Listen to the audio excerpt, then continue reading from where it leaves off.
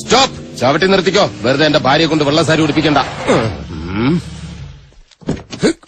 എന്താടാ മുതലാളി, എനിക്ക് കുറച്ച് ഒറ്റയ്ക്ക് സംസാരിക്കാനുണ്ട്. നീ ഒറ്റയ്ക്ക് സംസാരിച്ചോ? ശരി. വണ്ടി എടുക്കടാ. അതല്ല, നമുക്ക് രണ്ടുപേർ കൂടി ഒറ്റയ്ക്ക് സംസാരിക്കാനുണ്ട്. മുതലാളി വന്നേ. മല്ലയ്യയുടെ ബംഗ്ലാവിൽ ചില കല്യാണ ഗൂഢാലോചനകൾ നടക്കുന്നതായി എനിക്ക് ന്യൂസ് കിട്ടിയിട്ടുണ്ട്.